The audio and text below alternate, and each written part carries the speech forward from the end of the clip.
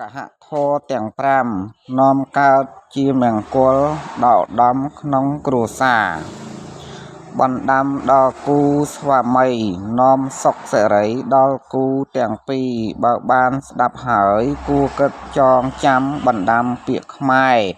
គេពីដូនតាមួយឧទ្ធានសម្បទាប្រឹងគ្រប់វេលាការងារប្រចាំជីវិតទី2បានមកជូនដោយស្ម័គ្រចិត្តភរិយាស្នេហ៍ស្និទ្ធរក្សាទុកដាក់គង់វង្សនៅទ្រព្យផ្សេងទី3ពាក្យពេចន៍ផ្អែមល្ហែមជានិច្ចញញឹមរីករាយរក្សាសុខភាពដល់ភរិយាខ្លួនមិនមានអន់អទោសៈមុសាទី4មានចិត្តផូរផង់ស្មោះត្រង់រាក់ទាក់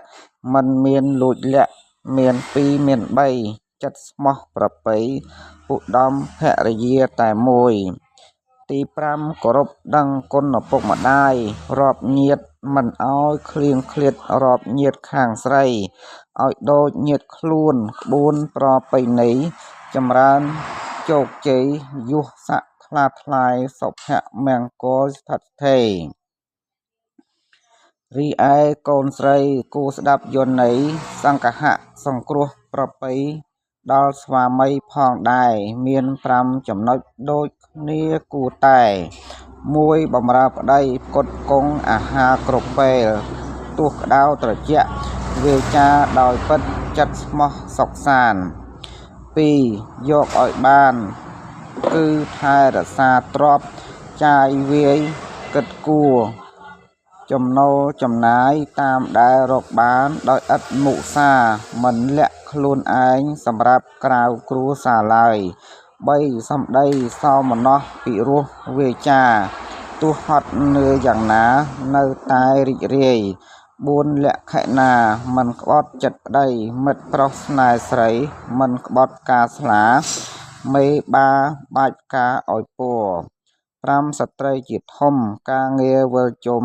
សពគ្រប់តាមដោយស្បាប់ស្រីមេត្តាបិតាញាតិការខាងប្តីរាប់រកមេត្រីដូចម៉ែឪខ្លួនបានសុខដូចគ្នាពេលនេះពោល10បញ្ចប់អត្ថន័យគ្រួសារកូនប្រុសកូនស្រីសាធុជ្រះថ្លាបានស្ដាប់អនុវត្តប្រតិបត្តិរុងរឿងថ្លៃថ្លាមានដល់គ្រួសារ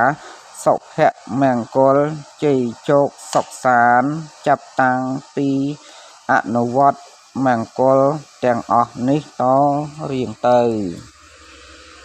សង្កហធម៌ទាំង5នាំកើតជាមង្គលដល់ដំក្នុងគ្រួសារបណ្ដាំដល់គូស្វាមីនាំសុខសិរីដល់គូទាំងពីរបើបានស្ដាប់ហើយគួរគិតចងចាំ